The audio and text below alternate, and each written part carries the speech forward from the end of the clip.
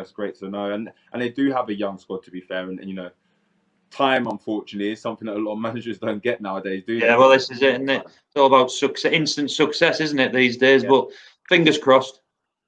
Oh, good stuff. Shane, we got you back. Yeah, you've got to tell people not to call you when you're on live broadcast. That's the problem. No worries, no worries. Well, as you were saying, we'll go back to obviously the question, and we was discussing about kind of the support you had when you left the game early, and also what did the game teach you at that young age? Because when I was coming through, I found that I learned a lot of my principles and things like that through football. So it'd be great to hear kind of what you felt you got and how the kind of positive situations you had and the negative situations then shaped you into kind of the man you became after that. Yeah, sure. So the positive side of things is that team environment, that, you know, that pulling together, that everybody kind of working for the team, that stood me in good stead to be working in project management, which I do as a profession now. So that teamwork, you know, it's not all about one person, it is a collective. I guess Yeah. that the negative side of things from a football point of view, from my personal experience, was that it's very cutthroat. It's very, very easy just to be on the periphery if you're not one of the, you know, the main persons within a setup. And certainly when you're getting to that point where, you know, you're making decisions about who's to release and who to keep, it can be very cutthroat. And I've seen that again in the academy side of things, having done the coaching side of things as well. And it's one of the things that I would certainly look to in the future to maybe provide a little bit more support for, certainly for youngsters coming out of the game at the sort of like 16, you know, 14, 15, 16, 17-year-old age, you know, where all they thought about is doing football. All you thought about is that's what I'm going to be, and that's all you've kind of been given. Nobody said, right, well, there might be this potential to do this afterwards, or if you don't make it, then this. That certainly wasn't something I had, and I didn't have as much support from my parents.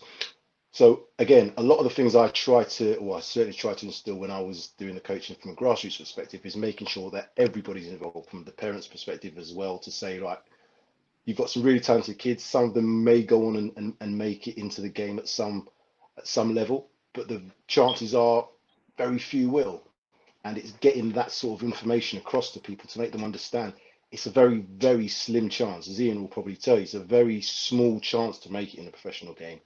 And this whole aspect that, you know, you could be that talented, and even if you have that talent, it still doesn't always work out for you. So you have to be prepared. And I think that preparation of, you know, being able to now as an adult see that is going to help me when I want to try and help some of these youngsters when I get back into the game. And I will do that. That's what I want to do.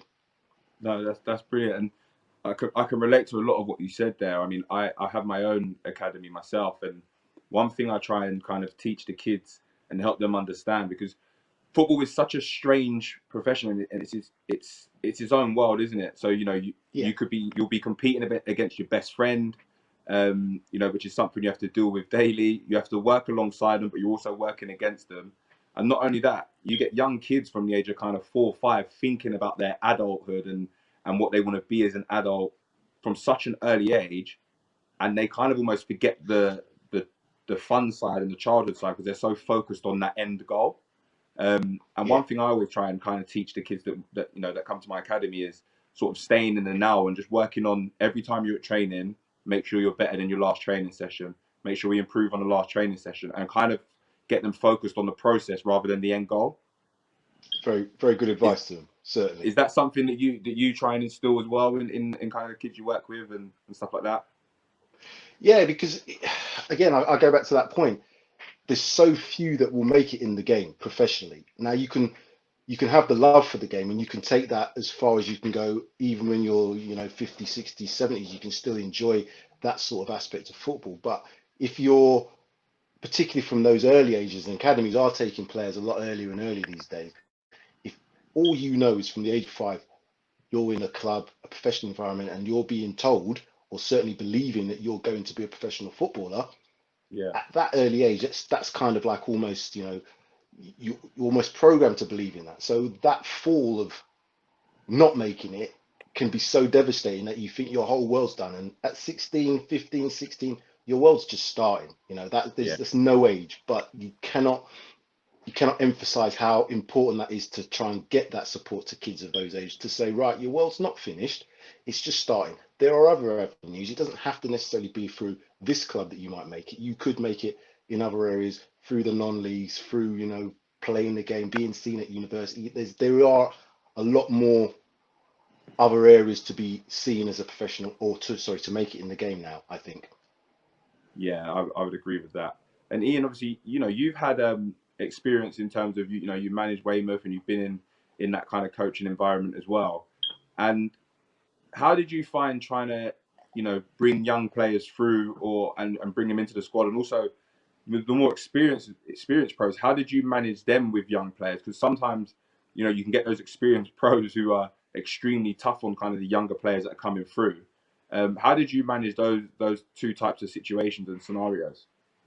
Yeah, well, the one thing about me management, that's the beauty of it. I love the man management side of things. Now, when I was manager at Weymouth, we were in the dark days. There was no money. My budget was limitless, if you like.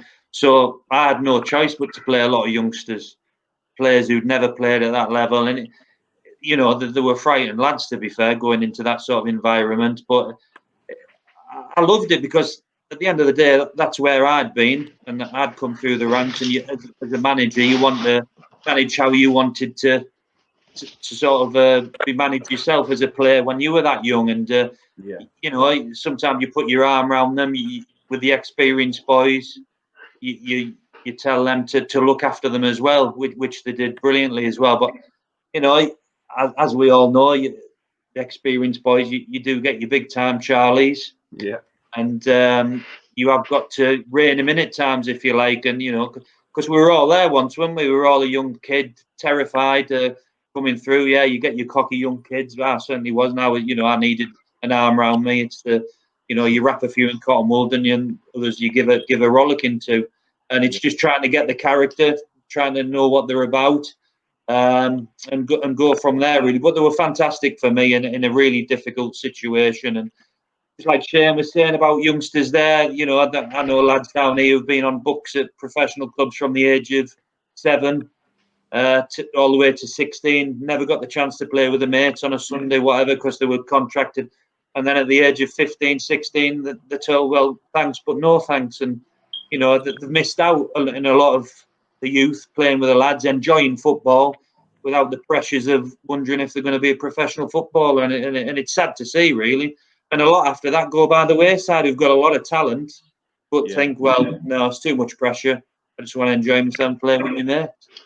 yeah. But don't you think as That's well, such Ian, it's almost, sorry to interrupt you, it's that's almost okay. knowing the characters as some of the players that you're working with, because there's such a diverse range of personalities within any football squad, football team.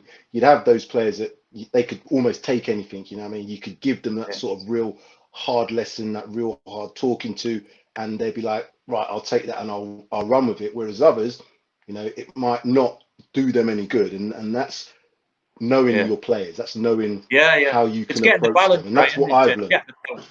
It's getting the balance right, Yeah, isn't it? 100%. And that balance, when you're a manager of a squad, 15, 16, 18 players, it really is a job. Like I said, I used to think I was a social worker, you know, a school teacher, a coach, a Yeah. mentor. You have to be all these things Yeah. to all Yeah. these players, and in different levels and different abilities. So it's a tough challenge, and one that Yeah. I don't envy anybody who has to do this on a regular basis, particularly at that top level as well. Yeah. You know, it's difficult. Absolutely. Absolutely. That's fantastic, fantastic points then, and some things that people, because you know, I'm sure there'll be people watching this who maybe have kids that are going through that journey now, the academy journey, and things like that. And we do forget that. I think that gets forgotten that kids do make sacrifices from such an early age to follow that dream, which at any moment can be snatched away from them by someone Yeah. else's opinion, Yeah. and Yeah. it's Absolutely. Absolutely. something And that's the so thing tough I to find deal as with. well is what I found again with kids when they are brought into the academies at a very young age, sixes and all the rest of them, they're almost not encouraged to do anything else. So whereas I was like sports, that's all I lived for. I did everything. I played football, I did cricket, I did everything I could, not to just focus on football, because I said I think the whole aspect of learning how to play individual sports as well as team sports certainly put me in good stead. But what I found, particularly when I was working, as I said, in the academy side of things, is that some of these kids, they don't have anything else other than football. So Yeah. as opposed to just playing it, they'll just go and watch it, and they don't go and see anything else to kind of get that balance. And I think that balance at a young age is really important. You can obviously, when you get to your early teens, you can be a little bit more focused, but at the very early stages, I think academies should promote a lot more diversity in terms of how they let their kids out, and maybe let them go back to some of their Sunday league or Saturday league clubs to do that, and not just keep them exclusively, because I think that as well has a detriment to them. They think they're in an exclusive club, and when you're let out of that exclusive club, you like I said, you think your world might have ended. Yeah, absolutely. 100% agree with that, totally.